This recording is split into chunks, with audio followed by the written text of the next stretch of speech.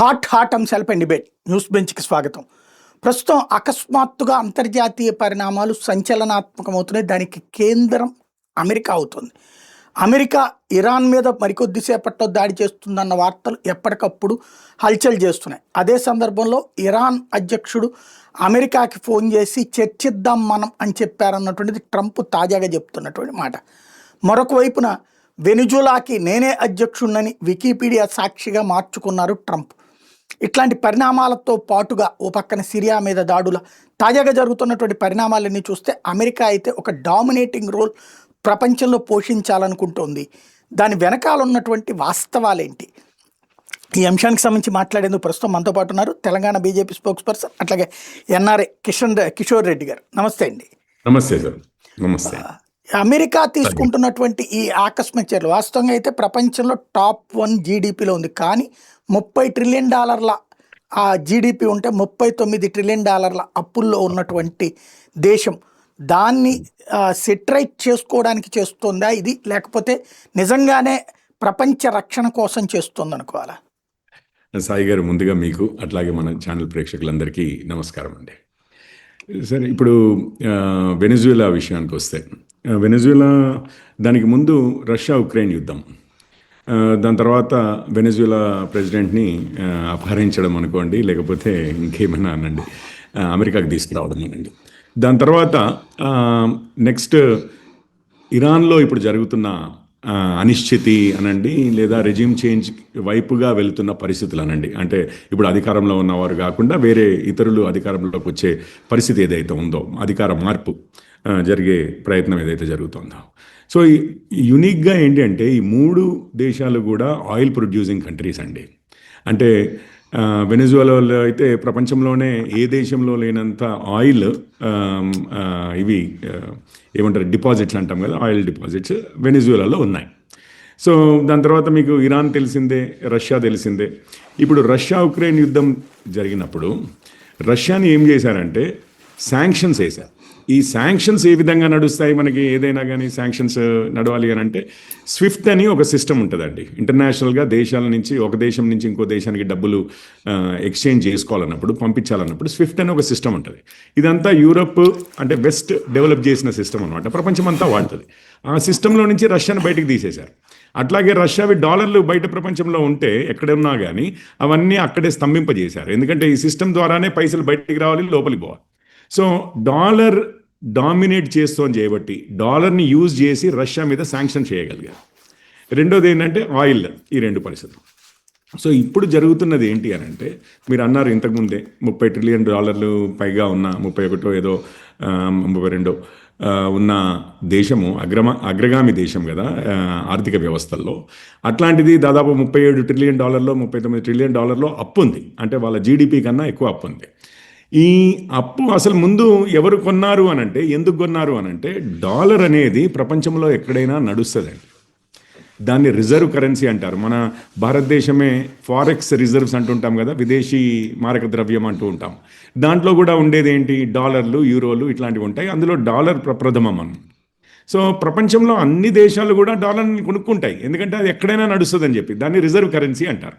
అయితే గత కొద్ది సంవత్సరాలుగా, ఒక 5-6 సంవత్సరాల నుంచి అనుకోండి, తీవ్రంగా దేశాలన్నీ కూడా, ఎస్పెషల్లీ యుక్రెయిన్ వార్ అయిపోయిన తర్వాత ఇంకొంచెం త్వరితగతిన జరిగింది ఏంటంటే, ఇప్పుడు మనం డాలర్లలోనే మన నిల్వలు ఉండి డాలర్ల ద్వారానే మనము వ్యాపారాలు చేస్తూ ఉంటే, ఇంపోర్ట్స్ ఎక్స్పోర్ట్స్, ఎగుమతులు దిగుమతులు చేసుకుంటూ ఉంటే, ఎప్పుడైనా ఏ దేశానికైనా, మన దేశానికి కూడా ఒకవేళ, అంటే భారత్ అనే కాదు ఏ దేశ వాళ్ళైనా కానీ, వాళ్ళ దేశానికి కూడా అమెరికాతో చికాకు ఏమైనా వస్తే సడన్గా మన డాలర్లన్నింటినీ స్తంభింపజేయగలదు. మనము ఇతర దేశాలతో ఎగుమతులు దిగుమతులు చేసుకోనివ్వకుండా, మనీ ట్రాన్స్ఫర్ చేయడానికి వీలు లేకుండా ఆపగలదు శాంక్షన్స్ ద్వారా అనేది ఒకటి అర్థమైంది. అది అర్థమైపోయిన తర్వాత ఈ దేశాలన్నీ ఏం చేస్తున్నాయి అని అంటే, ఇప్పుడు మన దగ్గర ఉన్న మారక ద్రవ్యం ఏదైతే ఉందో అది డాలర్లలోనే కాదు, యూరోలు కానివ్వండి, యెన్స్ కానివ్వండి, యువాన్స్ అంటే చైనీస్ కరెన్సీయే కానివ్వండి, లేదా గోల్డ్ అండ్ సిల్వర్లోకి కన్వర్ట్ చేసుకుంటే అదైతే ఎవరు ఆపలేరు. మనం బంగారం, వెండి అయితే ఇంకెవరూ ఆపలేరు. ప్రపంచం మొత్తంలో ఈరోజు డాలర్ పుట్టక ముందు నుంచి నడుస్తుంది గోల్డ్ యొక్క సుప్రమసీ. అది ఎక్కడైనా ప్రపంచంలో యాక్సెప్ట్ చేస్తారు గోల్డ్. సో వీటిల్లో కన్వర్ట్ చేసుకుందాము అన్న ఆలోచన బాగా ప్రపంచం మొత్తం ప్రబలిపోయిందండి. దీన్నే డీడాలరైజేషన్ అంటాం. అంటే డాలర్ని ఒక మార్పిడికి కరెన్సీ లాగా వాడకుండా ప్రపంచ వ్యవస్థలో దేశాల మధ్యలో జరిగే ట్రేడ్లో, వ్యాపారంలో గోల్డ్ని కానీ లేదా సిల్వర్ని కానీ లేదా యూరోలు కానీ ఎన్లు కానీ, యువాన్ అంటే రష్యాది రెన్మిన్బీ అని కూడా అంటారు, రెన్మిన్బీ కానీ లేకపోతే ఇండియన్ రూపీ కానీ రూబుల్ కానీ రష్యావి, ఇట్లాంటివి ఇతర కరెన్సీలు వాడుకొని ట్రేడ్ చేసుకోవడం అనే ఆలోచనలకి దేశాలు చాలా వచ్చాయి. ఉదాహరణకి మనమే పోయిన అక్టోబర్ అంటే 24 అక్టోబర్లో మన దగ్గర $240 బిలియన్ విదేశీ మారక ద్రవ్యం డాలర్లలో ఉండిందండి. 2 days బ్యాకే రిపోర్ట్ వచ్చింది ఆర్బీఐది. ఈ అక్టోబర్ 25 కల్లా అంటే 12 నెలల తర్వాత చూస్తే అక్టోబర్ 25 కల్లా అంటే 4 నెలల క్రితము $240 బిలియన్ నుంచి మనం విదేశీ మారక ద్రవ్యము డాలర్ల రూపంలో $190 బిలియన్ తగ్గింది. అంటే దాదాపు $50 బిలియన్ తగ్గించుకున్నాం. 20% పైగా, 22% ఏమో ఉంటుంది 240లో. $50 బిలియన్ అంటే 22% ఏమో తగ్గించేసాం మనం. సో డాలర్లు కాకుండా మరి ఆ మారక ద్రవ్యం ఏమైనా తగ్గిందా అంటే మనదేం తగ్గలేదు, నిలువలు ఉన్నాయి. కాకపోతే $700 బిలియన్ ఏమో నిలువలు ఉన్నాయి. ఆ ఉన్న నిలువల్లో డాలర్ శాతాన్ని తగ్గించుకొని ఇతర కరెన్సీలు కానీ ఇతర దేశాల కరెన్సీలు కానీ లేకపోతే గోల్డ్ అండ్ సిల్వర్. మీకు గుర్తుండే ఉంటుంది, మనం 1991లో అప్పుడు ఎకనామిక్ ఇదైనప్పుడు ఇది చంద్రశేఖర్ గారి గవర్నమెంట్, దాని తర్వాత పివి నరసింహారావు గారి గవర్నమెంట్ వచ్చింది. మనము బంగారం కుదోబెట్టుకోవాల్సి వచ్చింది. లండన్లో కుదోబెట్టి అప్పు తీసుకురావాల్సి వచ్చింది, డాలర్లు తెచ్చుకోవాల్సి వచ్చింది. ఎందుకంటే మనం ఆయిల్ ఇంపోర్ట్ చేయాలన్నా ఇంకేది చేయాలన్నా కానీ డాలర్లలోనే చేయాలి. సో అప్పటి బంగారం మనం ఏదైతే కుదోబెట్టామో మనము ఇండియా నుంచి ఫ్లై చేసాం లండన్కి. దాని తర్వాత మనం విడిపించుకున్నాం, కొన్ని సంవత్సరాల తర్వాత మనం విడిపించుకున్నాం. కానీ ఇంకా కూడా అక్కడ సేఫ్ డిపాజిట్ లాకర్స్ అంటాం కదా, అక్కడ లండన్ బ్యాంకుల్లోనే అక్కడే ఉండింది గోల్డ్. గత 2-3 సంవత్సరాల్లో ఇతర దేశాలతో సహా భారత్, ఎస్పెషల్లీ భారత్ మొత్తం మన నిలువలు, గోల్డ్ నిలువలు ఏవైతే ఉన్నాయో ఫిజికల్ రూపంలో, అంటే నిజంగానే బంగారు ఇది బిస్కెట్ల రూపంలో అనండి, బార్ల రూపంలో అనండి, మొత్తాన్ని ఇండియాకి తరలించడం జరిగిందండి. ఎందుకనంటే ఎక్కడ ఈ అనిశ్చితి, అంతర్జాతీయ అనిశ్చితిలో ఏ దేశం ఎవరు ఎక్కడ ఏది అడ్డు వేయాలనుకున్నా కానీ మన నిలువలు మన దగ్గర ఉండి అది బంగారము సిల్వర్లో ఉంటే మంచిది అన్న దృక్పథంతో మొత్తం మన సిల్వర్ రిజర్వ్స్ తెచ్చుకున్నాం. అట్లాగే మిగిలిన దేశాలు కూడా వారి దగ్గర ఉన్న విదేశీ మారక ద్రవ్యాన్ని డాలర్లు, సిల్వర్, డాలర్ల నుంచి ఇతర కరెన్సీలు లేదా బంగారము, వెండికి మారుస్తున్నాయి. ఇదొకటి. దానివల్ల డాలర్ యొక్క అవసరం ప్రపంచంలో తగ్గుతోంది. ఇది ఒక్కటండి. రెండోది ఏమవుతోందంటే, మనము మీకు తెలిసే ఉంటుంది సాయి గారు, మన అందరికీ తెలిసిన విషయమే, మనము రష్యా మీద శాంక్షన్లు పెట్టిన తర్వాత రష్యన్ ఆయిల్ కొనాలి అంటే డాలర్లు కాకుండా రూబుల్ అంటే మన రూపాయలు ఇచ్చి కొనడం మొదలుపెట్టాం. అండ్ రష్యన్స్ కూడా దానికి ఓకే అన్నారు. అంటే మన ఇద్దరి మధ్యలో అగ్రిమెంట్ అయింది.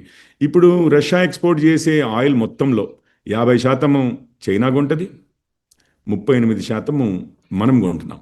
ఇదంతా కూడా రూబుల్ అంటే అమెరికాతో సంబంధం లేకుండా, డాలర్తో సంబంధం లేకుండా అవుతుంది. అట్లాగే బ్రెజిల్ అండ్ చైనా మధ్య నడుస్తోంది కూడా లోకల్ కరెన్సీస్లో. మీకు ఎందుకంటే 2 years బ్యాక్ ఇంకా అప్పటికి ఫారిన్ మినిస్టర్ అవ్వలేదు అమెరికాకి, సెక్రటరీ ఆఫ్ స్టేట్ అవ్వలేదు, మార్కో రూబియో, ఆయన సెనేటర్ అప్పుడు, ఏది ఫ్లోరిడా నుంచి. ఆయన ఏమన్నాడంటే, ఈ బ్రెజిల్, చైనా అసలు మన డాలర్తో సంబంధం లేకుండా ట్రేడింగ్ చేసుకుంటున్నాయి, వాళ్ళ కరెన్సీలలోనే ట్రేడింగ్ చేసుకుంటున్నాయి. ఈ విధంగా ప్రపంచంలో చాలా దేశాలు వెళ్ళిపోతున్నాయి. మన డాలర్ని పక్కకు పెట్టి సైడ్ లైన్ చేస్తూ వాళ్ళ కరెన్సీలో వాళ్ళు ట్రేడ్ చేసుకుంటున్నారు. ఈ విధంగా ట్రేడ్ చేసుకుంటే మనం రేపు ఏ దేశం మీద కూడా శాంక్షన్స్ వేయలేము అని అన్నారండి. అంటే బేసిక్గా ఏంటి అంటే, డాలర్ యొక్క సుప్రమసీ ఉంటే అప్పుడు అందరూ డాలర్లే ఉంచుకోవాల్సి వస్తాయి. ఇంకొక విషయం చెప్తాను మీకు, పెట్రో డాలర్ అని మీరు వినే ఉంటారు. పెట్రోలియం ఎగుమతులు ఎప్పటి నుంచి అయితే మొదలయ్యాయో మిడిల్ ఈస్ట్లో నుంచి, దాదాపు ప్రపంచమంతా పెట్రోల్ కొనాలి అంటే పెట్రోలియం ప్రోడక్ట్స్ ఏదైనా ఉండండి, ముడి చమురే కావచ్చు, ఆయిలే కావచ్చు, క్రూడ్ ఆయిలే కావచ్చు, ఏది కొనాలన్నా కానీ అది డాలర్స్లోనే కొనాలి అన్న విధంగా మారిపోయింది.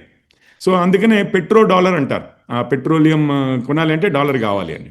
ఇప్పుడు మనం ఏం చేస్తున్నాము, రష్యా నుంచి ఆయిల్ దీంట్లో తెచ్చుకుంటున్నాము, రూపీస్లో తెచ్చుకుంటున్నాము, ఇరాన్ నుంచి కూడా ఆయిల్ రూపీస్లో తెచ్చుకుంటున్నాము. ఇతర దేశాలు వెనెజువెలా మొన్నటి వరకు ఒకవేళ చైనా ఇంపోర్ట్ చేస్తూ ఉంటే వాళ్ళు కూడా వాళ్ళ లోకల్ కరెన్సీల్లోనే చేసుకుంటున్నారు, యువాన్లు ఇట్లా. సో దాదాపు ఈ పెట్రో డాలర్ అనేది ఏదైతే ఇది అమెరికన్ డాలర్ని ఏదైతే నిలబెట్టిందో ఇన్ని దశాబ్దాలుగా, ఎందుకంటే పెట్రోలియం ప్రోడక్ట్స్ అందరికీ అవసరం అండి ప్రపంచం మొత్తంలో. సో ఇంధనం అందరికీ అవసరమే కదా, ఏ ఇండస్ట్రియల్ యాక్టివిటీ చేయాలన్నా. సో ఇప్పుడు ఆ పెట్రో డాలర్కి ఒక పెద్ద జలక్ తగిలింది. ప్లస్ విదేశాలన్నీ ఇప్పుడు మీకు డాలర్లే అంత అవసరం లేకపోతే, రూపాయల్లోనే మనం రష్యాకి పే చేయగలిగితే మనకు అంత నిల్వలు డాలర్లలో అవసరం లేదు కదా. అండ్ అమెరికా డాలర్ని ఒక కరెన్సీ లాగా కాకుండా ఒక జియో పొలిటికల్ వెపన్ లాగా, ఇప్పుడు ఆయుధం లాగా వాడుతోంది. జియో పాలిటిక్స్లో, ఇంటర్నేషనల్ అఫైర్స్లో ఒక ఆయుధం లాగా వాడుతోంది.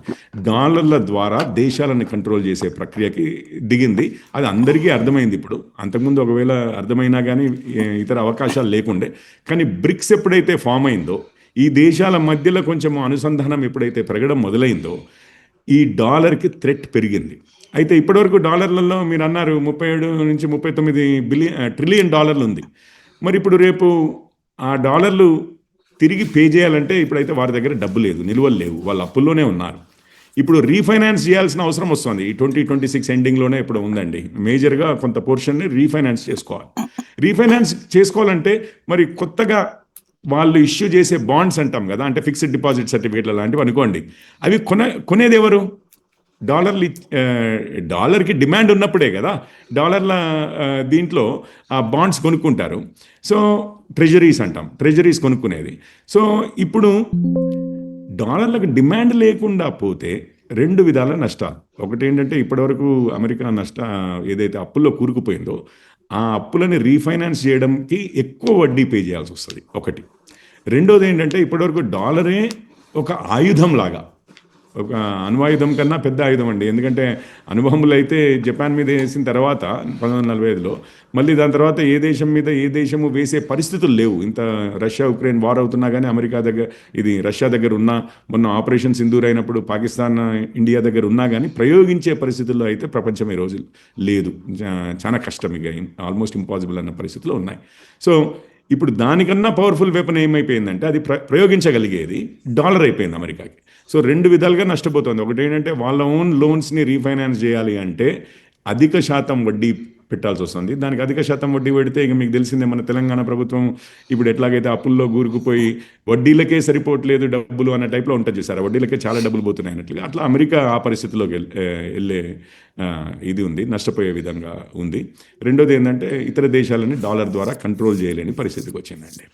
అయితే ఇప్పుడు ఏం చేశారంటే ట్రంప్, ఇటు రష్యా మన శాంక్షన్స్ మన మీద 500% పెడతామన్నారు చూసారా.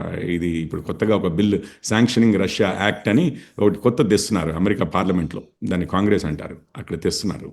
సో ఆ శాంక్షనింగ్ రష్యా దీంట్లో ఏంటంటే బ్రెజిల్, ఇండియా, చైనా, అంటే రష్యా నుంచి బ్రెజిల్, ఇండియా, చైనా ఇంపోర్ట్స్ చేసుకుంటున్నాయి కాబట్టి వీళ్ళందరికీ 500%. అంటే మీరు చూడండి, బ్రిక్ కంట్రీస్ ఇవి, BRIC, బ్రిక్స్ మొదలైనప్పుడు ఈ 4 ఉండే ఒరిజినల్గా ఈ బ్రిక్ దేశాల మీద 500% పన్ను, దిగుమతి పన్నులు వేస్తానని చెప్పి, వాళ్ళ ఎగుమతుల మీద పన్ను వేస్తా అని చెప్పి.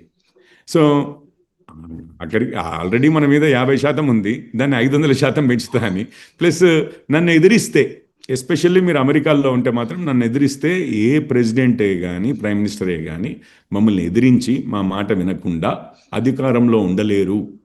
అది మొన్రో డాక్ట్రిన్ అని, ఈ నార్త్ అమెరికా, సౌత్ అమెరికా రెండు మా బ్యాక్యార్డ్ అంటారు. అంటే ఇక మా ఇంట్లో ఇది, మా ఏరియాలో మా అడ్డ చుట్టూ ఉన్నవి, వీటిలలో ఎవరు వేలు పెట్టడానికి లేదు, ఎవరు మాకు విరుద్ధంగా రిలేషన్స్ పెట్టుకోవడానికి వీలు లేదు ఈ దేశాలన్నీ అని చెప్పి 1823లో అప్పటి ప్రెసిడెంట్ మొన్రో డాక్ట్రిన్ అని ఒకటి స్టార్ట్ చేశారు. సో దాన్ని మళ్ళీ ఇప్పుడు దాన్ని ఇంప్లిమెంట్ చేస్తూ నార్త్ అమెరికా, సౌత్ అమెరికా ప్రపంచంతో వేరే దేశాల్లో ఎవరితో రిలేషన్స్ పెట్టుకున్నా మా ద్వారా వెళ్ళాలనేది ఒకటి. అండ్ మిడిల్ ఈస్ట్, ఇప్పుడు రష్యా ఆయిల్ అయితే శాంక్షన్స్ ఆల్రెడీ పెట్టారు. ఇక మిడిల్ ఈస్ట్లో ఏ ప్రభుత్వమైనా మమ్మల్ని వినకుండా డాలర్లలో కాకుండా ఏమైనా ట్రేడ్ చేస్తే ఇగో ఇరాన్కి ఏం పరిస్థితి అవుతుందో చూస్తున్నారు కదా అనేది.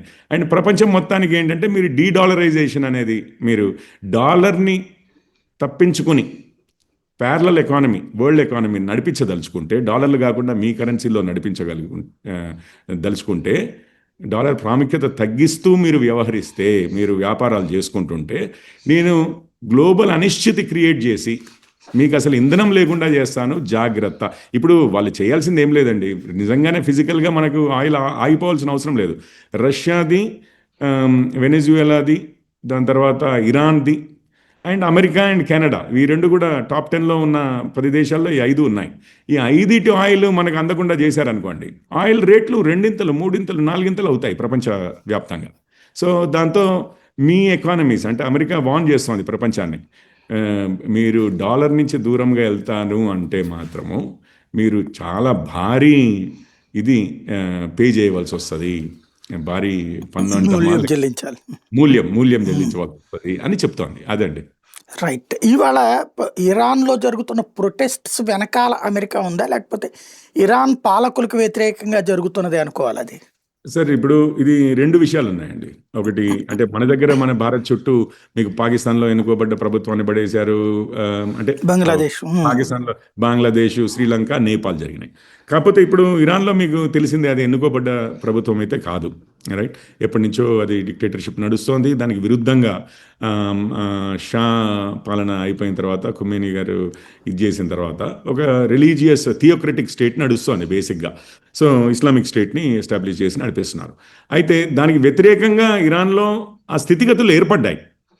దానికి తోడుగా కాకపోతే ఏంటంటే, అగ్గికి ఆజ్యం పోస్తున్నట్లుగా బయట నుంచి, ఎస్పెషల్లీ యుఎస్ అండ్ అంతకుముందు మీకు తెలిసిందే కొద్ది నెలల క్రితమే ఇరాన్, ఇజ్రాయెల్ ఇద్దరు కూడా మిజైల్స్ వేసుకున్నారు ఒకరి మీద ఒకళ్ళు.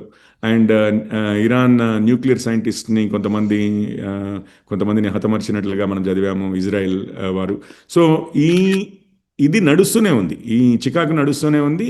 ఈ సిచ్యువేషన్లో ఏంటంటే, ఇటు ఎక్స్టర్నల్గా, ఇంటర్నల్గా, అంటే ఇంటర్నల్గా కొంచెము ఇది మొదలవడంతో ఎక్స్టర్నల్గా వీళ్ళిద్దరూ అగ్గికి ఆజ్యం పోస్తూ దాన్ని రెజీమ్ చేంజ్ని అచీవ్ చేయాలని చూస్తున్నారు. మీరు ఎక్కడ బంగ్లాదేశ్లో చేసినా, శ్రీలంకలో చేసినా, అమెరికా ఏదో ట్రూప్స్ని ఇక్కడ దింపి, అంటే ఆర్మీని దింపి ఇంకొకరిని దింపి ఏమీ చేయలేదండి.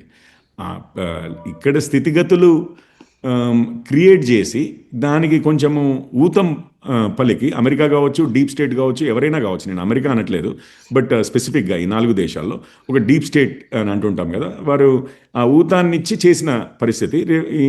ఇది ఇరాన్లో కూడా న్యాచురల్గానే వచ్చిన ఈ ఏవైతే జరుగుతున్నాయో ప్రభుత్వానికి విరుద్ధంగా ఏవైతే జరుగుతున్నాయో ప్రొటెస్ట్, దానికి వీరిద్దరూ కొంచెము ఆజ్యం పోసి ఇది ఒక కంక్లూజన్కి తీసుకొచ్చే విధంగా కనిపిస్తుంది. రైట్. అంటే తాజాగా అయితే కనుక మీరు మా జోలికి వస్తే మేము ఇజ్రాయెల్ని పేల్చేస్తామని ఒక పక్కన ఇరాన్ హెచ్చరిస్తుంది, ఇంకొక వైపు ప్రొటెస్టెంట్స్ చేసే వాళ్ళని తలల్లో తుపాకీ గుండ్లు పెట్టి మరి కాల్చేయడం, కళ్ళల్లో మరి తుపాకీ గుండ్లు పెట్టి కాల్చేయడం లాంటి చర్యలు చేస్తుంది. దాన్ని తప్పుపడుతున్న ట్రంప్ మీకు మేము మద్దతు ఇస్తామని చెప్తున్నాడు.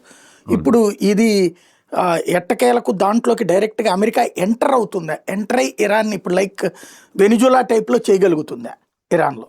నేను ఇరాన్లో వెనెజుయలా చేస్తుందని అనుకోవట్లేదండి. ఎందుకంటే వెనెజుయలాలో ఎంత చేసినా మళ్ళీ ఇప్పుడు ఎవరైతే ప్రెసిడెంట్ అయ్యారో వారు, ఇంతకుముందు మడూరో ఎవరైతే ప్రెసిడెంట్ ఉన్నారో వారు మంచి రిలేషన్స్ ఉన్నవారే. ఇప్పుడు ఏది ఆపోజిషన్ లీడర్ ఎవరైతే ఉన్నారో, మొన్నే నోబెల్ ప్రైజ్ వచ్చిన వారు, నోబెల్ ప్రైజ్, వారేమీ కాలేదు ప్రెసిడెంట్, వీరి సన్నిహితులే అయ్యారు, లేడీ రెడ్డి. సో ఇక్కడ ఇరాన్లో వచ్చి చేయగలగడం అంత ఈజీగా ఉండకపోవచ్చు, వెనెజుయలాలో ఉన్నంత ఈజీగా ఉండకపోవచ్చు. అండ్ ప్లస్ నిజంగానే ప్రజల్లో విపరీతంగా ఈ తిరుగుబాటు రానిది బయట నుంచి వీళ్ళు వచ్చి చేయగలిగేది కూడా ఉంటుందని నేను అనుకోవట్లేదు. ఎందుకంటే చాలా, ఇప్పుడు మీకు ఆఫ్ఘనిస్తాన్ చూశారు, లేకపోతే ఇరాక్ చూశారు, ఈ ప్రాంతంలో ఎటువంటి ఇంటర్వెన్షన్స్ అంతకుముందు చేయదలుచుకున్న అమెరికా చేసినా కూడా పెద్దగా విజయం సాధించలేదు. ఫైనల్గా వాళ్ళ గోల్స్ సాధించుకోలేకపోయింది. సో ఇరాన్లో నేను అనుకోవడం ఏంటంటే, వాళ్ళది ఒక ఫార్మిడబుల్ ఫోర్స్ ఉందండి. నేను అనుకోవడం ప్లస్ వాళ్ళకి ఇజ్రాయెల్కి ముందు నుంచి ఉన్నదే విషయము. ఎప్పటి నుంచో ఇజ్రాయెల్ని సర్వనాశనం చేస్తామని వార్న్ చేస్తూనే ఉన్నారు. మొన్న వీళ్ళు అనడం ఏంటంటే 24 గంటల్లో మేము ఒక అణ్వాయుధాన్ని కూడా తయారు చేయగలమంటున్నారు. కానీ వీళ్ళ ప్రయత్నం కూడా ఏంటంటే ఈ ప్రభుత్వముతో ఇక అణ్వాయుధాలు ఆపడం కూడా కష్టము. కానీ దానికంటే ముఖ్యంగా ఈ డీడాలరైజేషన్ ఉంది. డాలర్ని వదిలిపెట్టి ప్రపంచమంతా ట్రేడ్ చేస్తుంది. ఆయిల్ సప్లైస్ని కూడా ఈ మూమెంట్లో కొంచెం టైట్ చేయగలిగితే కొంచెం బెటర్గా ఉంటుంది అనేది కంట్రోల్లోకి వచ్చే అవకాశం ఉంది అని చెప్పి కూడా ఉంది కదా. సో నేను అనుకోవడము వీళ్ళు బయట నుంచి చేస్తారు. ఏమి చేయాలో అంటే ఇప్పుడు ఆర్మ్డ్ ఫోర్సెస్ ఉన్నాయి, వాటిని డిస్ట్రాక్ట్ చేయాలి. ఫర్ ఎగ్జాంపుల్ మీరు ప్రొటెస్టర్స్ని చంపుతున్నారు ఇదంతా అన్నారు. కొంచెం వారిని డిస్ట్రాక్ట్ చేయాలి అని అంటే మీకు అక్కడ ఇది మన సీలో కానీ లేకపోతే ఇక్కడ మిజైల్స్ ద్వారా కానీ లేకపోతే ఇతరత్ర ఏ విధంగా కానీ కొంచెం డిస్ట్రాక్ట్ చేయగలిగే అవకాశం అయితే ఉంది. అంతకు మించి వెళ్తారని నేను అనుకోవట్లేదండి. రైట్. ఇరాన్ అంటే ట్రంప్ లేటెస్ట్గా వ్యవహార శైలి కొంత కాంట్రవర్సీ అయింది. మొన్న వెనిజులాకు సంబంధించిన ఆయిల్ గురించి కొంతమంది ఈ ఇండస్ట్రియలిస్టులు ఎవరైతే ఆయిల్ సంబంధించినటువంటి వాళ్ళతో మీటింగ్ పెట్టినప్పుడు గబక్కన మధ్యలో లేచి వెళ్ళిపోయి అదేదో బాగుంది ఇలాంటి కామెంట్ చేశాడు. అంటే మతిస్థిమితం ఉన్న వ్యక్తిలాగా కాకుండా లైక్ గతంలో బైడెన్ చివరిలో ప్రవర్తించిన తరహాలో ప్రవర్తించాడు అన్నది ఒకటి ఉంది. ఇప్పుడు అతను చెప్తున్నది అయితే తాజాగా డైరెక్ట్గా అంటే ఇరాన్ నుంచి నాకు ఫోన్ వచ్చింది, మా దెబ్బకి భయపడిపోయి వచ్చి మాట్లాడతామంటున్నారు, నేను అలాగని దాడిని ఆపుతానని హామీ ఇవ్వను, కానీ చర్చలకైతే చేస్తానని చెప్తున్నాడు. ఇది ఇంతకుముందు మోడీ ఫోన్ చేశాడని చేయలేదని ఇట్లా రకరకాలు ఉంది. ఇది నమ్మదగ్గదా లేకపోతే అట్లాంటి స్టేట్మెంట్? రెండు విషయాలు ఉన్నాయండి. ఒకటి ఏంటంటే ఇరాన్ కూడా ఇప్పుడు ఎక్సాన్ మొబిల్ వీళ్ళందరూ ఉన్నారు కదా, షెవ్రాన్, ఇది బేసిక్గా మీటింగ్లో తేలింది ఏంటంటే మీకు గుర్తుండే ఉంటుంది, జస్ట్ మడూరోని తీసుకొచ్చేసిన తర్వాత ఇంకా వెనెజువేలా ఆయిల్ మొత్తము మాదే అన్న టైప్లో మాట్లాడారు. రైట్, ఇక మేమే కంట్రోల్ చేస్తాము, మేమే చేస్తాము అని చెప్పి మాట్లాడారు. అయితే ఏమైందంటే పరిస్థితి ఏంటంటే వారు అదంతా చెప్పినా కూడా వీళ్ళందరితో ఆయిల్ కంపెనీసే కదా పోయి తీయాల్సింది, అయితే అక్కడి నుంచి ఆయిల్ తీసి దాని తర్వాత ఎగుమతి చేయాలి. అయితే ఆయిల్ కంపెనీస్ అందరితో మాట్లాడితే వాళ్ళని పిలిచి వాళ్ళు ఏమంటున్నారంటే దాదాపు ఒక $15 బిలియన్ ఖర్చు పెడితే కానీ 1 మిలియన్ బ్యారెల్స్ పర్ డే రేంజ్కి మనము ఈ ఉత్పత్తి సాధించగలము. అండ్ దానికి కొన్ని సంవత్సరాలు పడుతుంది, ఎందుకంటే ఇన్ఫ్రాస్ట్రక్చర్ అంతా నష్టపోయి ఉంది వెనెజువేలాలో. అండ్ మనము 10 మిలియన్ బ్యారెల్స్ ఇంకేదో పెంచాలి అని అంటే దాదాపు $55 బిలియన్ ఏమో ఇన్వెస్ట్ చేయాల్సి ఉంటుంది అని చెప్తున్నారు. అంటే ఇది జస్ట్ ప్రెసిడెంట్ని తీసేసి అక్కడ ఉన్న ట్యాప్కి మన పైప్ కనెక్ట్ చేసి సీదా మన రిఫైనరీస్లోకి తీసుకురావడం అంత ఈజీ కాదు. ఇది అసలు ఉత్పత్తి కూడా చాలా తక్కువ ఉంది. దాన్ని ముందు పటిష్టం చేస్తే కానీ, ఆ వ్యవస్థని పటిష్టం చేస్తే కానీ అందులో నుంచి ఆయిల్ తీయలేము. దానికి కొన్ని సంవత్సరాలు పడతాయి. కానీ మమ్మల్ని ఇప్పుడు వెళ్ళి చేయమంటే అంతకుముందు మేము చేసింది మమ్మల్ని ఎక్స్పెల్ చేశారు అక్కడి నుంచి. అక్కడ ఒక రాజకీయ అనిశ్చితి ఏదైతే ఉందో దాన్ని రూపుమాపితే కానీ మేమేమైనా అక్కడికి వెళ్ళగలము అంటే దానికోసం చూసాం. ఎందుకంటే ఇది చిన్న ఇన్వెస్ట్మెంట్స్ కావు కదండి, బిలియన్స్ అండ్ బిలియన్స్ ఆఫ్ డాలర్స్లో పెట్టాలి. సో ఇదంతా అనేసరికి ఏమైందంటే నెక్స్ట్ డేనే సడన్గా ఇప్పుడు ఏదో ఒక ముందు రోజు వెనెజువేలా ఆయిల్ అంతా ఇప్పుడు అమెరికా కంట్రోల్లోకి వెళ్ళిపోయింది, ఇంకా అక్కడి నుంచి వారేనట అన్న టైప్లో నుంచి ఇప్పుడు వారు కూడా పెద్దగా చేయగలిగేది ఏం లేదు. ప్లస్ వెనెజువేలా దిగి చేయాలి పనులు, ఏం చేయాలన్నా కానీ. ఇప్పుడు ఆ ఆయిల్ని తీసుకోవాలంటే వేరే వాళ్ళ షిప్స్, ట్యాంక్స్ ఇవన్నీ మనము ఆపగలం కానీ, బట్ వెనెజువేలా ఆయిల్ మనం బయటికి తీసుకురావాలన్నా కానీ అక్కడ బూట్స్ ఆన్ ది గ్రౌండ్ అంటాం కదా, ఆ బూట్స్ ఆన్ ది గ్రౌండ్ ఇప్పటివరకు ఎక్కడ సక్సీడ్ అవ్వలేదండి. అంటే ఆఫ్ఘనిస్తాన్లోనే సక్సీడ్ అవ్వలేదు బూట్స్ ఆన్ ది గ్రౌండ్, అంటే ఆర్మీ దిగి ఆ దేశాన్ని కంట్రోల్ తీసుకోవడం అనేది. సో అది దానివల్ల అతనికి కొంచెము అది ఫ్రస్ట్రేట్ అయి ఉంటారు ఆ రోజు. రెండోది ఏంటంటే ఇప్పుడు మీరు అన్నారు ఇజ్రాయెల్ అంటున్నా, ఇరాన్ విషయంలో వారు ఫోన్ చేశారు. ఇది మీరు అన్నట్లుగానే మరి ఇండియా పాకిస్తాన్ది నేనే సెట్ చేశాను, ఇప్పుడు ఇజ్రాయెల్ ఇరాన్ది కూడా నేనే సెట్ చేశాను, ఇంకొకటి అనే అవకాశాలు ఉన్నాయి. కానీ కాకపోతే ఇరాన్ కూడా ఇప్పుడు ఈ ఫోర్సెస్ అన్ని ఇంటర్నల్గా ఎక్స్టర్నల్గా రెండు ఫోర్సెస్ని ఒకటేసారి ఇద్దరు శత్రువుల్ని ఒకటేసారి ఎదుర్కోవడం కూడా కష్టం కదండి. ఇప్పుడున్న రెజీమ్కి, ఇప్పుడున్న ప్రభుత్వానికి ఇటు ప్రజల ద్వారా ఇది ఉంది, ప్రొటెస్ట్ ఉన్నాయి అక్కడ, అంటే తాకిడి ఉంది. ప్లస్ యుఎస్ అండ్ ఇజ్రాయెల్ ద్వారా కూడా ఈ ప్రెషర్ ఉంది బయట నుంచి ఎప్పుడు ఏం చేస్తారో అన్న ఇది ఉంది. సో మనకి ఏముంటుంది ఇప్పుడు ట్రంప్ అసలు ఏదో నొబెల్ పీస్ ప్రైజ్కి చూస్తున్నట్లుగా ఎక్కడ శాంతి కామకుడు అనే ఒక ముద్ర 8 యుద్ధాలు అనేది ఉంది ఆపినోడు. కదా, ఎన్నో యుద్ధాలు ఆపిన వాళ్ళగా. సో మేబీ అది ఇరాన్కే అడ్వాంటేజ్. ఇప్పుడు డిలే అయితే ఏది డిలే అయినా కానీ ఇప్పుడు ఏం చేస్తారు వాళ్ళు నెక్స్ట్ ఇమీడియట్గా బయట నుంచి ప్రెషర్ని తగ్గించుకొని ఇంటర్నల్ ప్రెషర్ని డీల్ చేసి ఇది సెట్ అయిన తర్వాత మళ్ళీ బయట నుంచి ఉన్న వాళ్ళతో శత్రుత్వం కొనసాగించవచ్చు. సో ఇది కుడ్ బి పాసిబుల్ అండి. యువతల సైడ్ నుంచి అయ్యుండొచ్చు, అవతల సైడ్ నుంచి అయ్యుండొచ్చు. రైట్. వాస్తవంగా ఇవాళ అమెరికా, ఇజ్రాయెల్ ఏమో అమెరికాను నమ్ముకుంటుంది. ఇరాన్ ఏమో రేపు పొద్దున అణ్వాయుధం కూడా తయారు చేయగలిగిన కెపాసిటీ ఉంది. ఇది ఒక డ్రాగ్ గేమ్. అంటే ఓ పక్కన అమెరికాతో మీరు ఆయిల్ మనం కూర్చుందామండి చర్చిద్దామండి అనగానే ఈయన సంతృప్తి పడిపోతాడు. ఎగ్జాక్ట్లీ. ఆ సంతృప్తితో ఉన్న టైంలో ఇక్కడ వీళ్ళని చంపేస్తోంది, ఆధిపత్యం కంటిన్యూ చేసుకొస్తుంది. అండ్ వీళ్ళు అణ్వాయుధం తయారు చేస్తే ఇజ్రాయెల్ పరిస్థితి ఎట్లా ఉంటుంది? సరే, అందుకనే ఇదంతా జరిగేది ఆ పరిస్థితి రానివ్వకుండా ఉండడానికి. ఇరాన్ ఎస్పెషల్లీ ఇప్పుడున్న రెజీమ్ ఏదైతే ఉందో, ఈ ఖుమేనీ ప్రభుత్వం ఏదైతే ఉందో, ఆ ప్రభుత్వం ఉండగా ఆ ప్రభుత్వం చేతిలోకి అణ్వాయుధం రాకూడదు. ఎందుకంటే డే 1 నుంచి మీకు ఇప్పటికి 100 సార్లు 1000 సార్లు చెప్పారు వాళ్ళు, మా అంతిమ లక్ష్యం ఏంటంటే ఇజ్రాయెల్ని ప్రపంచ పటంలో నుంచి రూపుమాపాలి అని చెప్పి. ఇదంతా ఇప్పుడు జరుగుతున్నది. ఇంకా ఎక్కువ ఏమైనా జరిగితే కూడా అది కేవలం ఒక అణుబాంబు ఉన్న ఇరాన్ దేశము అవతరించకుండా చేయడానికే ఇదంతా కూడా. సో వీరు అన్నారు 24 గంటల్లో చేస్తామన్నారు, కానీ ఈ మధ్యనే కొంతమంది సైంటిస్ట్ని ఇంకొంత ఎయిర్ స్ట్రైక్స్ అయ్యి కొంచెం ఒక స్టెప్ వెనక్కి వెళ్ళాల్సి వచ్చింది. బట్ ఏదో కొన్ని స్మగుల్ చేశారు, అక్కడి నుంచి రియాక్టర్స్ ఇంకేదో చేస్తున్నారు అది అని చెప్పి కూడా న్యూస్ వచ్చాయి. అంటే ఇవన్నీ మనకి ఏది క్లారిటీ ఉండదు కదా, ఏది రియలో ఏది కాదో కూడా మనకు తెలియని పరిస్థితి ఉంటుంది ఇదంతా. సో ఎవరి ప్రొపగెండా వారిది ఉంటుంది. కాకపోతే నేను అనేది ఆ పరిస్థితే వస్తే వాళ్ళు 24 గంటల్లో అణుబాంబు తయారు చేయగలరు, చేస్తున్నారు. ఇప్పుడు 5ంటికి స్టార్ట్ చేశారు, రేపు 5ంటి లోపల అవుద్ది అన్న టైప్లో ఏమైనా అయిందనుకోండి, 10ంటి లోపు వీళ్ళు ఏదో ఒక యాక్షన్ తీసుకుంటారండి. అది ఎంత కాస్ట్లీ అయినా కానీ, ఎందుకంటే బాంబు వచ్చిన తర్వాత ఏమైనా చేయాలంటే అది ఇంకా సూపర్ కాస్ట్లీ అవుతుంది చేయబట్టి దాని లోపే ఏదైనా యాక్షన్ తీసుకుంటారని నేను అనుకుంటాను. ఈ ప్రభుత్వం చేతిలో అయితే ఇరాన్ అణ్వాయుధ దేశంగా ఎంత ప్రైస్కైనా కానీ, ఎంత కాస్ట్ అయినా కానివ్వండి, మారకుండా చూస్తారు అని, ఎదగకుండా చూస్తారు అని నేను అనుకుంటున్నాను. రైట్. ఇప్పుడు అమెరికా అనుసరిస్తున్నటువంటి ఈ డాలరైజేషన్, మళ్ళీ డాలర్ పవర్ఫుల్ తీసుకురావడం అన్నటువంటి వైఖరిని ప్రపంచం ఆల్రెడీ ఇప్పటికీ చైనా, భారతదేశం, సరే ఈ బ్రిక్స్ దేశాలే కాకుండా ఈవెన్ అరబ్ దేశాలు కూడా నిదానంగా వాళ్ళ కరెన్సీలతోనే వచ్చేస్తున్నాయి. ఇది కంటిన్యూ అయితే అంటే దీన్ని కంట్రోల్ చేయడం సాధ్యమా? ఇవాళ ట్రంప్ చేతుల్లో ఉందా? అంటే బేసికలీ మీకు ఇంత ఫ్రస్ట్రేటింగ్గా అనిపించేది కూడా ఇది ఈరోజు నిన్న మొదలైంది కాదండి. కొన్ని అంటే ప్రపంచం ఎవాల్వ్ అవుతున్న పరిస్థితుల్లో ఇప్పుడు చైనా మ్యానుఫ్యాక్చరింగ్ దేశంగా మారింది. ఇప్పుడు చైనా మీద మీకు గుర్తుండే ఉంటుంది, మొన్ననే 245% ఏమో ఇట్లాగే పెంచాడు ట్రంప్. ఇది దిగుమతుల మీద, చైనా నుంచి వస్తున్న దిగుమతుల మీద పన్ను, ఇంకా కస్టమ్స్ డ్యూటీ వేశాడు. వేసి ఏమైంది, వాళ్ళు ఏమన్నారు, మేము రేర్ ఎర్త్ మినరల్స్ మేము అసలు అమెరికాకి పంపించము అన్నారు, మ్యాగ్నెట్స్ ఇట్లాంటివన్నీ.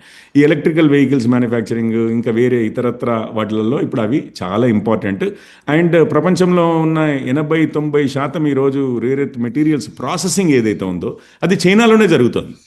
సో వాడు బంద్ చేస్తే ఇంకా వేరే వాళ్ళకి, ఈవెన్ ఇండియాకైనా అమెరికాకైనా ఎవరికి లేదు ప్రస్తుతానికి. సో ఎమ్మటే ఏం చేశాడు, వాళ్ళు అది బంద్ చేస్తారనగానే మొత్తం మీద తగ్గించేశాడు చైనా నుంచి. ఇంకా మీకు రేర్ ఎర్త్ మెటీరియల్సే కాదండి, ఈవెన్ టాయిలెట్ పేపర్. ఇప్పుడు కోవిడ్ టైంలో సడన్గా సూపర్ మార్కెట్లలో కొట్టుకున్నారు జనాలు టాయిలెట్ పేపర్ గురించి. అమెరికాలో మ్యానుఫ్యాక్చరింగ్ ప్రస్తుతం ఎంత క్షీణించిందంటే, సడన్గా మీరు ట్యాప్ బంద్ చేయాలి అని అంటే, చైనా నుంచి వస్తున్న దిగుమతుల్ని బంద్ చేయాలి అని అంటే నష్టపోయేది ఫస్ట్ అమెరికానే ఉంటుంది. కొద్ది సంవత్సరాలు తీసుకుని మళ్ళీ ఆ మ్యానుఫ్యాక్చరింగ్ ఏమైనా వాళ్ళు తయారు చేసుకోగలిగితే ఆ రోజు చైనాని దూరం పెట్టగలుగుతారు. అట్లాగే ఇండియా కొన్ని ఇతర విషయాలకి ఇండియా, ఫర్ ఎగ్జాంపుల్ ఇప్పుడు మనం ఐఫోన్సే ఉన్నాయి, ఇండియా అండ్ చైనాలోనే తయారవుతాయి.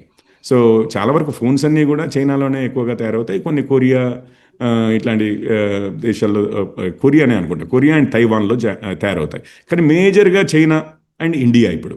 సో వాళ్ళకి అత్యవసరమైన దైనందిన జీవితంలో వాడుకునే వస్తువులన్నీ కూడా చైనా అండ్ ఇండియా మ్యానుఫ్యాక్చరింగ్ అయ్యాయి. చైనా మేజర్గా, ఇండియా ఇప్పుడు కొన్ని సెక్టర్స్లో. సో వీటి రెండింటిని ఇప్పుడు డీడాలరైజేషన్ అవుతోంది కదా. మీరు డాలర్లే వాడాలి, లేకపోతే మీ దేశాల మీద ఆంక్షలు పెడతాను అని అంటే, చైనా మీద ఆల్రెడీ వేరే కారణంతో ట్యాక్స్ ట్రై చేసి చూశారు. అది మనమే నష్టపోతున్నామని చెప్పి మళ్ళీ తగ్గించుకున్నారు. ఇండియాతో కూడా ఒక విధంగా అంత ఎక్స్టెంట్కి వెళ్ళలేని పరిస్థితి. అంటే బేసిక్గా ఈ డాలర్ యొక్క వాడకం ఏదైతే తగ్గుతుందో, ఇప్పుడు 50 చిల్లర 58 నుంచి 40% పడిపోయిందట. అది ఇట్లా పడిపోయిందండి డాలర్ వాడకము. సో ఈ పడుతున్న దాన్ని నేను అనుకోవడం అయితే ఇప్పట్లో ఆపగలుగుతారు అని చెప్పి, అంటే ఇక ఆగేది కాదు అని నేను అనుకుంటున్నాను. ఇప్పుడు మనము యుఏఈ లాంటి కంట్రీస్తో కూడా ఇక్కడ ఆర్ మనకు పక్కన ఉన్న దేశాలు కొన్నిట్లలో రూపీ చలామణి అయ్యే విధంగా మనది నడుస్తుంది కదా. అట్లాగే యువాన్ అయితే చాలా దేశాల్లో యాక్సెప్ట్ చేస్తున్నారు. ఎందుకంటే ఉత్పత్తి ఉన్నదంతా చైనాలోనే చేయబట్టి అమెరికాకి అదే ఉత్పత్తి కావాలి, మిగిలిన దేశానికి కూడా ఏ వస్తువులు యువాన్లు మన దగ్గర ఉంటే ఇంకా వేరే దేశానికి పోవాల్సిన అవసరం లేదు, చైనా నుంచే చాలా ఇంపోర్ట్ చేసుకోవచ్చు అన్న ఫీలింగ్ ఉంది చేయబట్టి ఈ ఇతర కరెన్సీస్కి, అంటే మన ఇప్పుడు ఎకానమీస్ పెరుగుతున్నా కొద్దీ ఆ దేశాల యొక్క కరెన్సీలు కూడా విలువ పెరుగుతుంది కదండి. ఇప్పుడు యూరోప్ ఉంది ఫర్ ఎగ్జాంపుల్, ఇప్పుడు యూరో ఉంది ఫర్ ఎగ్జాంపుల్. ఇప్పుడు యూరప్, అమెరికా కూడా ఇప్పుడు ఓన్లీ మనతోటే కయ్యం అన్నట్టుగా లేరు ట్రంప్. ఇప్పుడు ఆల్మోస్ట్ ఆ గ్రీన్లాండ్ విషయంలోనే కానివ్వండి, ఇతరత్ర నాటో విషయంలో కానివ్వండి, దానికి ఫండ్స్ విషయంలో కానివ్వండి, యుక్రెయిన్ విషయంలో కానివ్వండి, ట్రేడ్ విషయంలో కానివ్వండి, ఫ్రీ స్పీచ్ అనే దాంట్లో విషయంలో కానివ్వండి, అంటే అక్కడ చట్టాలు ఏవైతే ఉన్నాయో దాంట్లో విషయంలోనే కానివ్వండి, యూరోప్, అమెరికా ఒకే లైన్లో ఉన్నాయన్న పరిస్థితులు లేవు ట్రంప్ వచ్చిన తర్వాత. అంటే బయటికి క్లియర్గా కనిపిస్తూ ఉన్నాయి. So euro could be another thing. Europe ఇప్పుడు అమెరికా మీద నమ్మకము కొనసాగకపోతే యూరోప్ కూడా ఆల్టర్నేటివ్ చూసుకుంటుంది. అందుకనే మొత్తము అక్కడ యూరోపియన్ కమిషనర్స్ అందరూ ఒకరోజు ఇండియాలో ల్యాండ్ అయ్యారు కదా, మనం ఒక ట్రేడ్ అగ్రిమెంట్ చేసుకుందాము అని చెప్పి. ఇప్పుడు ఇండియానే అమెరికాకి ఎక్స్పోర్ట్స్ మన 50% పన్నేస్తున్నారని చెప్పి మనము ఫ్రీ ట్రేడ్ అగ్రిమెంట్స్ కోసం చూడడమే కాదు, ఈవెన్ EU కూడా ఇండియాతో ఫ్రీ ట్రేడ్ అగ్రిమెంట్ కావాలని చెప్పి వాళ్ళు చాలా ఉత్సుకతతో ఇండియాకి వస్తున్నారు. సో అంటే ఇది అమెరికాని నమ్ముకోలేమేమో, రేపు పరిస్థితులు ఎట్లా వస్తాయో అన్న ఇది అనుమానం అయితే వాళ్ళ మస్తిష్కంలో బీజం అయితే నాటిందండి. సో దాన్ని బట్టి వాళ్ళు స్టెప్స్ తీసుకుంటున్నారు. సో డీడాలరైజేషన్ కంటిన్యూ అవుతుందని నేను అనుకుంటున్నాను. ఒకటి, ఈ డెన్మార్క్ లో ఉన్నటువంటి గ్రీన్లాండ్ ఇప్పుడు ఈ రేర్ ఎర్త్ మినరల్స్ కోసమే వీళ్ళు తీసుకోవాలనుకుంటున్నారు. బట్ అక్కడ డెన్మార్క్ పార్లమెంట్ రిజెక్ట్ చేసింది, గ్రీన్లాండ్లో ఉన్నటువంటి ఆల్ పార్టీస్ రిజెక్ట్ చేసినాయి. ఈవెన్ యూరోపియన్ నాటో కంట్రీస్ కూడా అదేంది అసలు మనం నువ్వు మా అందరికీ పెద్ద అనుకుంటే మమ్మల్ని దోచుకుంటానంటే ఎట్టా అని అడుగుతున్నాయి. కానీ ఇతను మాత్రం నేను లాక్కుంటానంటున్నాడు, దానికి మిలిటరీ యాక్షన్ ప్రిపేర్ చేయమని చెప్తున్నాడు. జరుగుతుంది అది. ఇది నిజంగానే ఇది కొంచెం కష్టమేనండి జరగడం. ఎందుకనంటే పుటిన్ది ఒక వీడియో ఉంటుంది మీకు 1800 సంవత్సరాల నుంచే, ఇంకా అంతకుముందు నుంచే అమెరికా ఎప్పటి నుంచో గ్రీన్లాండ్ కావాలి అని చాలా ప్రయత్నాలు చేసింది, ఇప్పటివరకు అవ్వలేదు అని చెప్పి పుటిన్ ఎక్స్ప్లెయిన్ చేశారు ఒక వీడియోలో, ఎక్స్ప్లెయిన్ చేశారు ఒక సదస్సులో. అండ్ అది వీడియో ఉండింది, నిన్నే ఎక్కడో చూశాను కానీ ఇప్పుడు దొరకలేదు. సో ఏమవుతుందంటే మల్టిపుల్ ప్రయత్నాలు చేశారు, ఈరోజు కూడా చేస్తుండొచ్చు. చేస్తే మాత్రము ఇప్పుడు మీకు 1945 సెకండ్ వరల్డ్ వార్ తర్వాత ఏదైతే ప్రపంచ ఆర్కిటెక్చర్ ఏదైతే ప్లేస్లో వచ్చిందో, అంటే యునైటెడ్ నేషన్స్, దాని తర్వాత బ్రిటన్ వుడ్ ఇన్స్టిట్యూషన్స్ అని చెప్పి ఇదే ఈ వరల్డ్ బ్యాంకు, IMF ఇదంతా ఉంది కదండి. ఈ 5 వీటో పవర్లు ఉండడము, సెక్యూరిటీ కౌన్సిల్ ఇదంతా ఉంది కదా. దాని నుంచి తర్వాత 1990లో WTO, ఇప్పటికే అన్ని క్షీణించాయి. ఇక అసలు మొత్తం తిరగరాసుకోవాల్సిన పరిస్థితి వస్తుంది. నాటో కూడా అట్లాగే కదా, అది సెకండ్ వరల్డ్ వార్ అయిపోయిన తర్వాతే. సో మళ్ళీ తిరిగి రాసుకోవాల్సిన, అంటే ప్రపంచం ఇక మీకు గుర్తుపట్టే విధంగా ఉండదండి. ఇక అసలు రిలేషన్స్ కానీ ఇంకొకటి కానీ మనము గుర్తుపట్టే విధంగా ఉండకుండా మారిపోతుంది. అంత మార్పు వస్తుంది ఒకవేళ జరిగితే. నేను అనుకోవడము చాలా వరకు ఇప్పుడు ఈ మిలిటరీ ఆప్షన్స్ని ప్రిపేర్ చేయండి, అది చేయండి, ఇది చేయండి అంటే, మొన్ననే ఒక విషయం జరిగింది, ఒక చట్టం పాస్ చేసినట్టున్నారు ఇది US కాంగ్రెస్లో. ఏమని అంటే వెనెజువలాలో ఇంకా వైలెంట్గా ఏమైనా, అంటే ఏకపక్షంగా ఏమైనా మిలిటరీ యాక్షన్స్ తీసుకోవాలని అంటే కాంగ్రెస్ పర్మిషన్, అంటే పార్లమెంట్ పర్మిషన్ లేకుండా ప్రెసిడెంట్ ముందుకు వేయడానికి లేదు అన్న బిల్ ఏదో మరి అది ఒక దాంట్లో ఓకే అయినట్టుంది.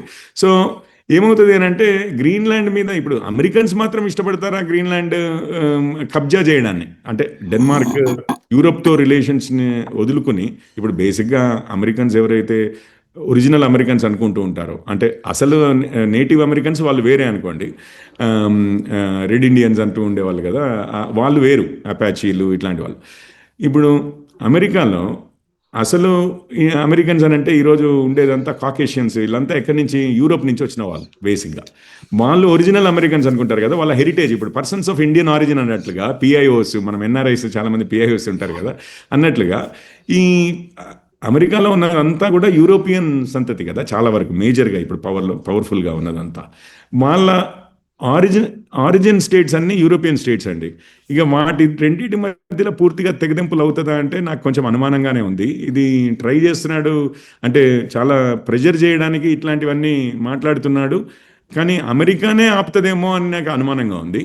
అండ్ ఒకవేళ జరిగింది అనుకోండి, ఇంకా ప్రపంచం మనం గుర్తుపట్టే విధంగా ఉండదు, మొత్తం అసలు వరల్డ్ ఆర్డరే మారిపోతుంది పూర్తిగా, అమెరికా యూరోప్ గొడవ పడ్డాయంటే. Right, thank you very much అండి, మంచి ఇన్ఫర్మేషన్ ఇచ్చినందుకు. ఇది పరిస్థితి. ఓవరాల్గా అంతర్జాతీయ పరిణామాల్ని ట్రంప్ మార్చేస్తాడా, ట్రంప్ని అంతర్జాతీయ పరిణామాలు మార్చేస్తాయి అన్నది చూడాల్సి ఉంది.